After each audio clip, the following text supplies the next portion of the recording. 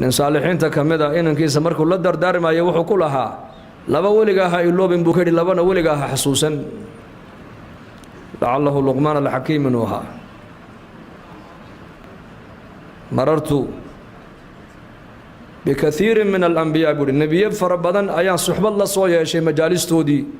8 mas'alo ayaan ka soo faa'iidaystay buuhi ee iga bara inankaygiyow haddaad salaada aad tukanaysana qalbigaaga ilaali dad haddaad la fadhidana carabkaaga ilaali cunto haddaad cunaysana calooshaada ilaali aqal dad haddaad gashana indhahaaga ilaali buu ku yidhi haddaad salaad tukanaysid qalbigaaga ilaali oo qalbigaagu yuunan meel kale u jeesane qalbigaagu salaada dhexdeeda ha ku mashquulo allah caza wajal allahaad hor joogto qalbigaaga ku mashquuli dad haddaad la fadhidana wuxuu ku yidhi carabkaaga ilaalso aqal dad haddaad gashana indhahaaga ilaalso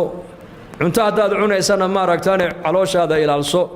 labana weligaa ha iloobin buu ka yidhi labana ha xasuusan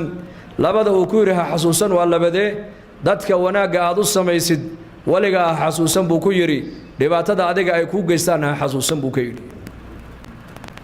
اثنان لا تنساهما واثنان لا تذكرهما buu ka yidhi laba weligaa ha xasuusan haba hadal qaadinba إحسانك إلى الناس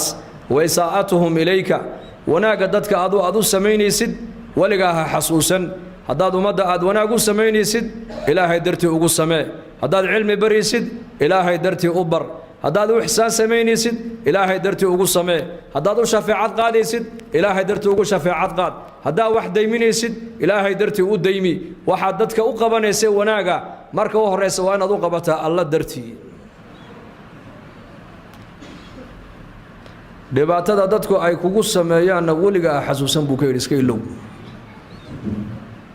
waxaad ahaataa saliimu sadri qof qalbigiisu mar walba uu yahay nadiif dadka ixsaankaad u samaynaysid haddaad mar walba aad dadka ka sugta inay abaal ku celiyaan waxaad noqonaysaa inaad waxaad halis u tahay inaad ku dhacdo mannaan gallad sheegta inaad noqoto aad halis u tahay gallad sheegte gallad sheegtana waayo هو إلهي صدح واكي نبي قولها عليه الصلاة والسلام إلهي مالك قيامها صدح لحظ مايو حقوقنا إلهي دايمون مايو ذنبنا إلهي كرداف مايو عذاب كل الأضرنا وإليهين صدح جرب نبي إريدا كعليي أبو ذر الغفاري أيايري خابوا وخسروا من هم يا رسول الله ويهوغين وين خسارين كواسي أييه نبي الله نوشك مرقاب النبي قول المنان وكذلك قلت شيكت ابو رسولك يدي قلت شيكت qofka mar walba dadka yiraahdo waxaan ku sameeyay anigu haban ku qabtay ana magaalada ku soo galiyay midna kula ya dadka la mid buu ana qof ka dhigay kan ma adarkii buu dadka ana qof ka dhigay buu oo marka hore ma dameer buu amsadaayeer yani kalaam hadal yar oo basiida qofka si dhib yar uga soo baxaya khatarna uu ku galaya qof